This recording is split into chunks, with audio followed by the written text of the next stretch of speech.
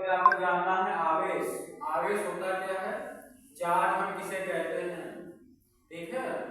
तो देखिए आवेश जैसे कि देखा जाए आप मोबाइल चार्ज करते हैं, है कि नहीं?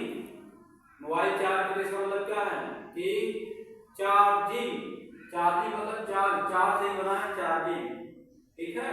तो उस मोबाइल को क्या दे रहे हैं? आवेश दे रहे हैं।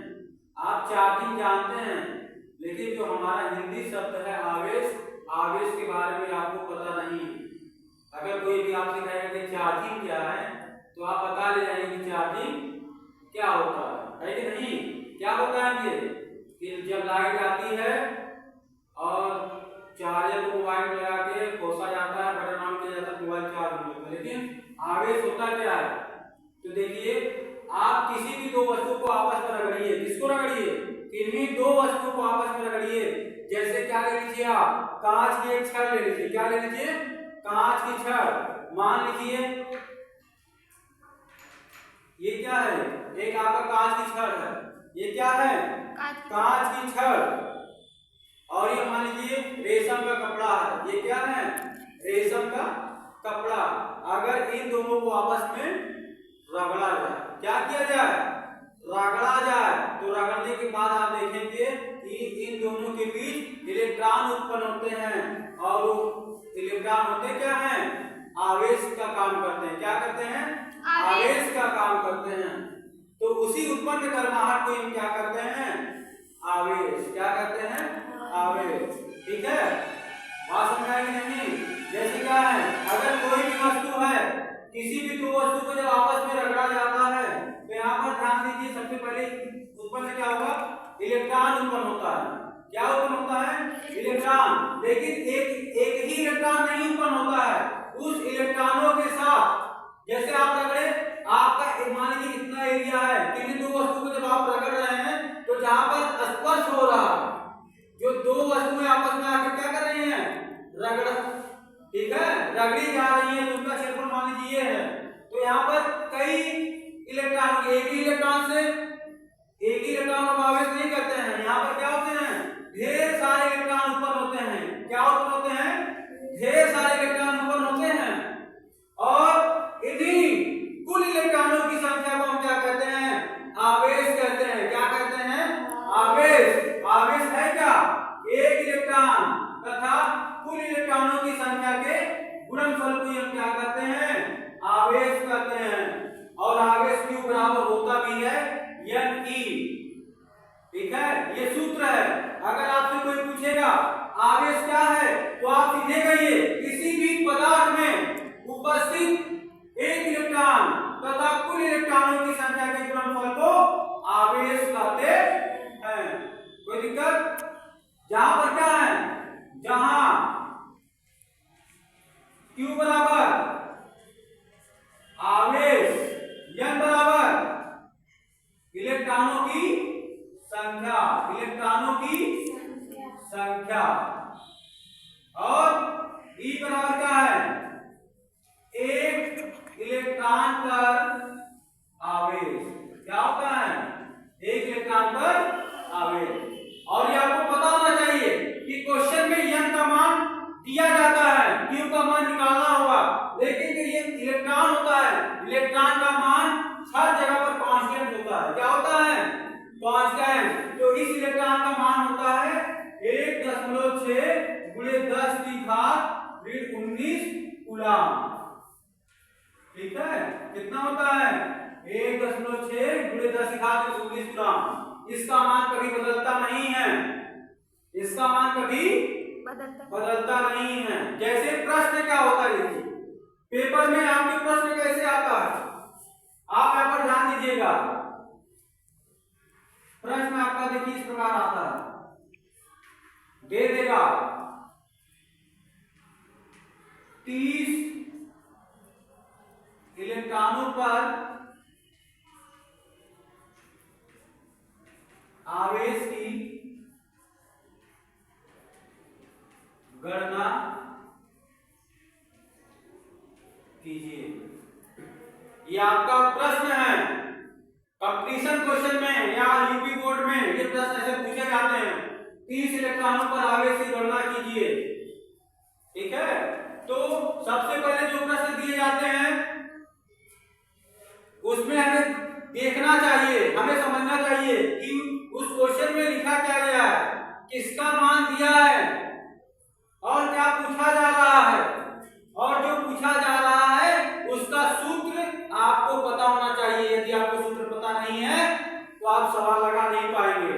ठीक है, जैसे कि अभी सूत्र आपको बताया गया Q बराबर NE, जहां पर n क्या है, इलेक्ट्रॉनों की संख्या है, और इलेक्ट्रॉनों की संख्या यहाँ पर देख रहे हैं प्रश्न में दिया गया है 30 इलेक्ट्रॉनों पर आवेश की गणना कीजिए।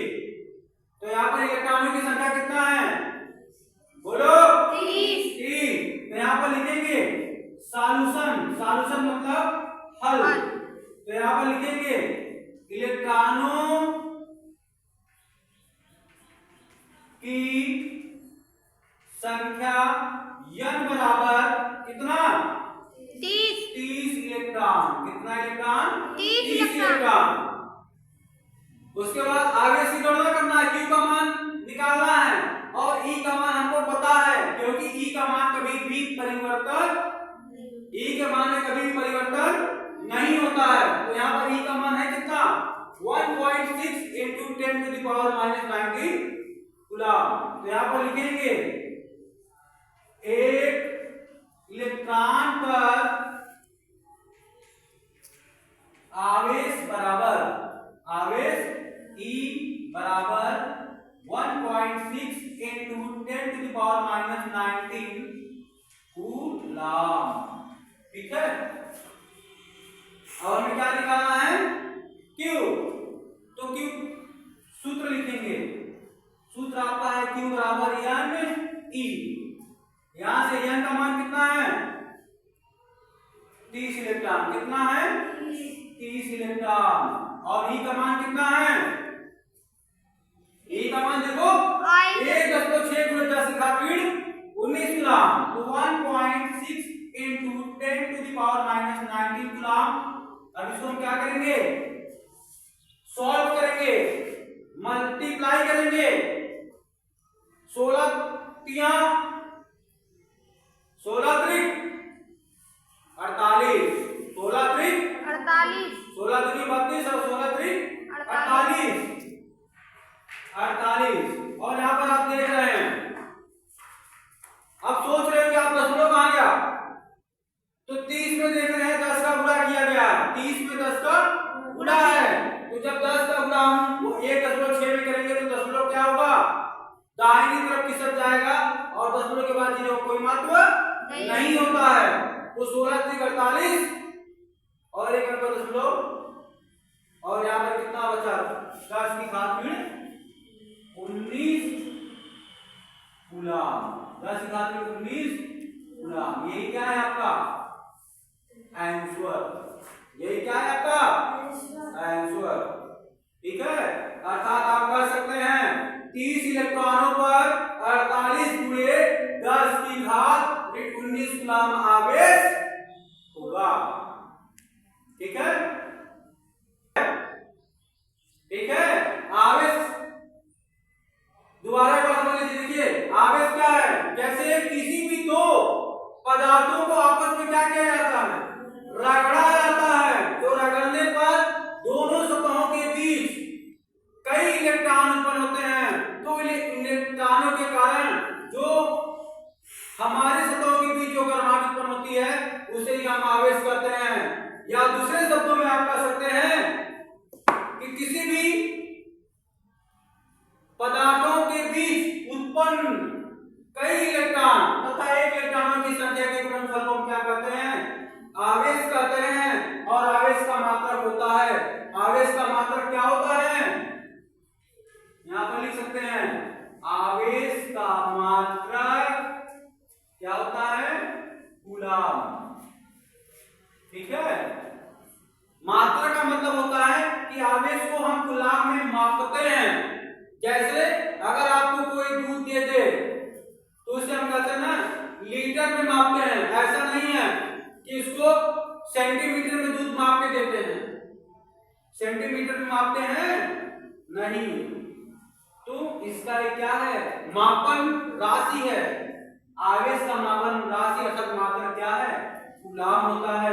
जहां पर Q क्या है आपका, किसी भी पदार्थ का आवेश, यह क्या है, इलेक्ट्रॉनों की संख्या, एक इलेक्ट्रॉन नहीं कुल इलेक्ट्रॉनों की संख्या। तो E क्या है, एक इलेक्ट्रॉन पर आवेश, अर्थात एक इलेक्ट्रॉन पर आवेश कितना होता है, 1.6×10⁻19 कूलाम। ठीक, अब हम जानेंगे आवेश के प्रकार।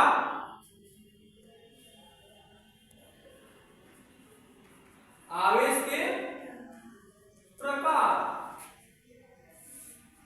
Types of charge. आवेश दो प्रकार का होता है। आवेश कितने प्रकार के होते हैं, दो प्रकार के। पहला